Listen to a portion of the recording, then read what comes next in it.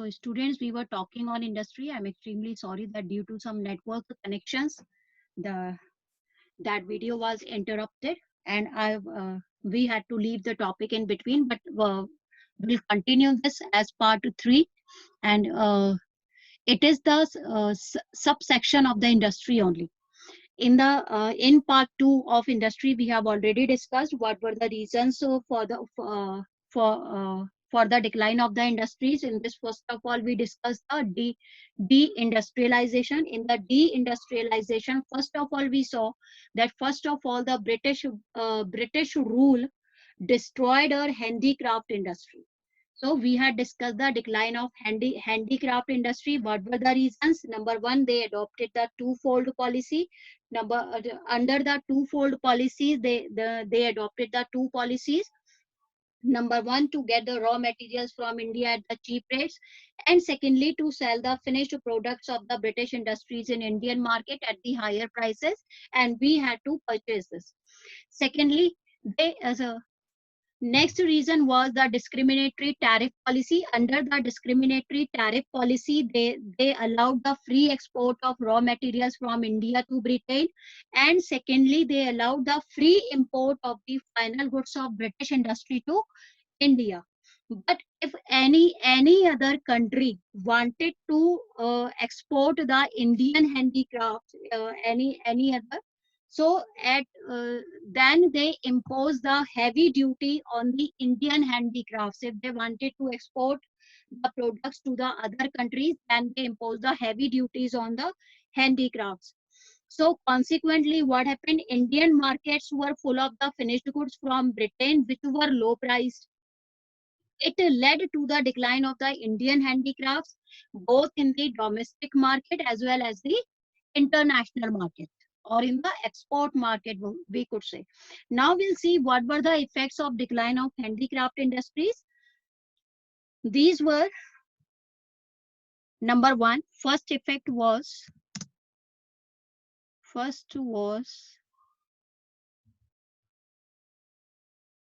number one, it created the high level of unemployment in the country.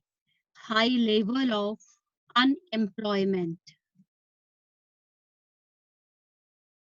All of you could see that the raw material of India was exported free to Britain, to the British, just to provide employment on a mass scale in England only, in Britain only. So what happened? Our manufacturing industries destroyed. Okay. So the displaced artisans were forced to take up agriculture for their livelihood. This increased the burden of population on villages and overcrowding in agriculture, because unemployment had been arisen in the manufacturing sector, because the people did not have the raw material to work upon this, which would be converted into the finished goods. All the raw material at the cheap rates was exported free to Britain only, and they sold the finished goods to Indians. So what happened? The people who were involved in the manufacturing sector, in the secondary sector, anyhow they decided to leave manufacturing, and they were forced to take up agriculture for their livelihood, and this increased the burden of population on villages, and it overcrowded the agricultural sector. Second effect was import of the finished goods. Second effect was import of finished goods. How did it affect? The Indian made goods could not withstand the foreign competition of machine made cheap goods. It encouraged the import of manufactured goods from Britain. Some of the artisans tried to compete with that of the machine-made cheap goods from Britain, but they could not withstand the foreign competition. And anyhow, it encouraged the import of manufactured goods from Britain. Now, second point comes here for the less development of the industrial sector. See, first of all, we have seen the deindustrialization.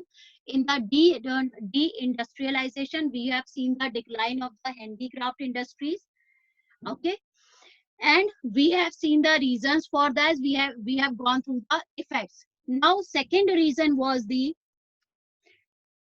capital good industries were lacking in India. Now we'll see after deindustrialization, we'll discuss the second point. This is second was capital good industries were lacking. Capital good industries were lacking. Now we'll see the reasons for this also. Or these were also least developed. Now, first of all, what are the capital good industry? Capital goods industry are the industries which can produce machine tools, which are in turn used for producing articles for the current consumption. All these industries are known as the capital goods industries.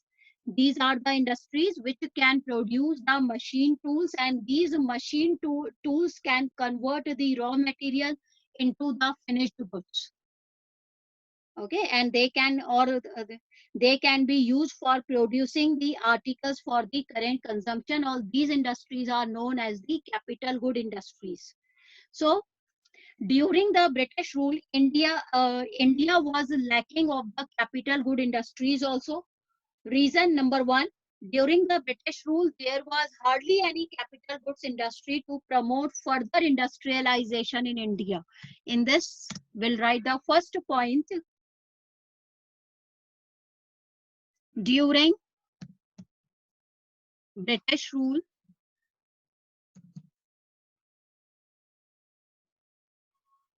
in short, I'm writing hardly any capital good industry to promote industrialization. British adopted the policies in such a manner that no capital good industry must be promoted in India. Hardly any capital good industry to promote industrialization in India. Because the British always wanted to meet their self-ends only from India. Secondly, British rulers did not pay any attention for the promotion of capital industry, as they always wanted Indians to be dependent on Britain for the supply of capital goods and heavy equipments. What was the reason for this? That they did not promote, because they always wanted that India should not be independent in reference of industries. In the industrial sector, it must always be dependent on Britain only for the heavy equipments and for the supply of the capital goods. British did not want, in short, I'm writing that did not want India to be independent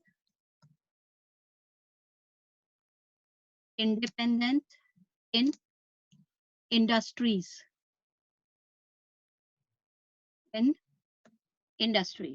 Okay, or in the industrial sector, because they always wanted that India must always be dependent on British. So first reason for the decline of industrial sector, this was the policy of the deindustrialization of the British. Second was capital good industries were lacking in India. Now we'll discuss the third point. This is the discriminatory tariff policy. This we have already discussed. Okay, but we can write this separately also, so you can note it down.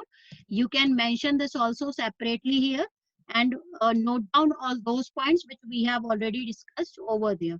Discriminatory tariff policy. Okay. You can note it down separately also.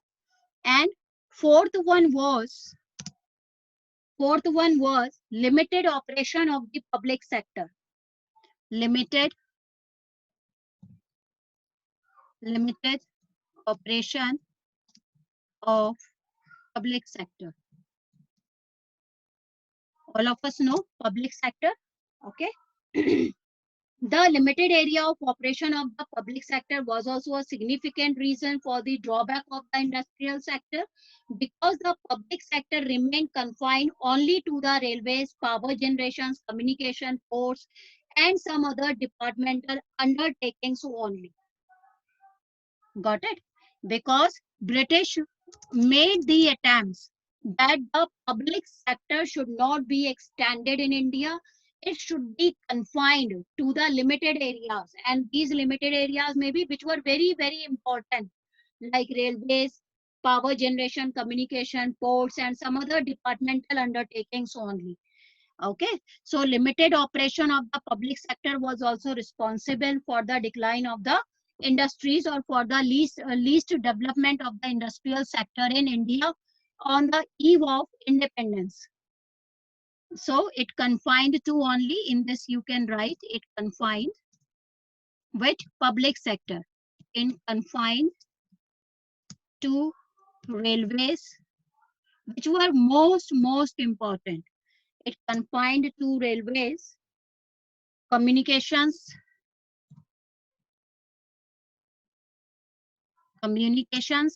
and this is power generation,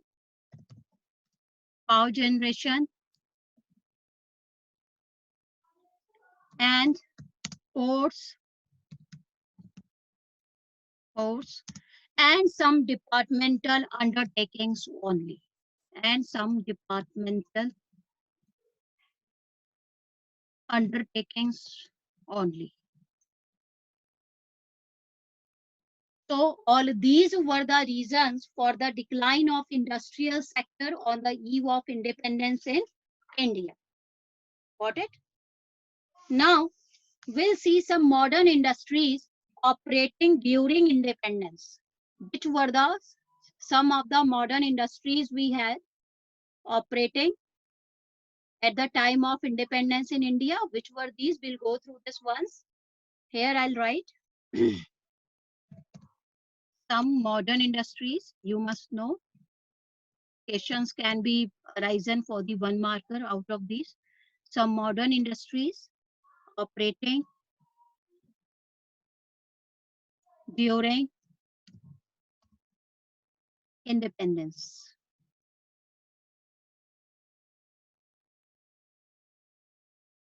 You must keep remember the names only. These were number one, we could say. Number one was cotton textile and jute mills. Cotton textiles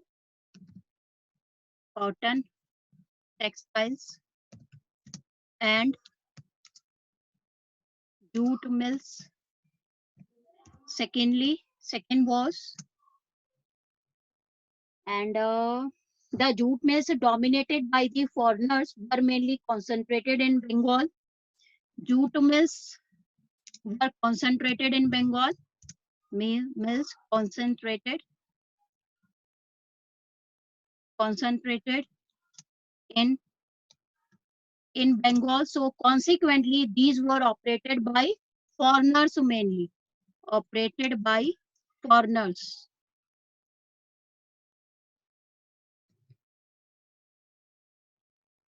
Foreigners mainly. They had the control over the jute mills, because these were mainly concentrated in Bengal. And secondly, the major breakthrough was setting up of Tata Iron and Steel Company, which is popularly known as TESCO, in the year 1907 in Jamshedpur, Bihar. Third, third is setting up of Tata Tesco. I'm just writing this in short. Tesco. This is Tata Iron.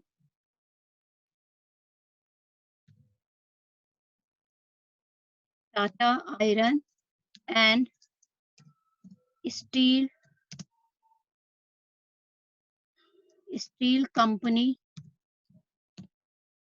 Steel Company. In the year it was established in year 1907. 1907 in Jamshedpur. In Jamshedpur in Bihar. Okay. And a few other industries in the fields of sugar, cement, paper, etc. also came up after the Second World War. Okay, some few industries also came into existence. Few industries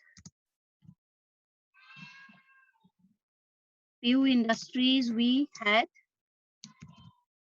Few industries of sugar, cement, paper, cement and paper also came up after the Second World War. So all these were about the industries. I hope that things are clear. Now next we'll start the foreign trade. Now we'll see the next part 4, foreign trade on the eve of independence.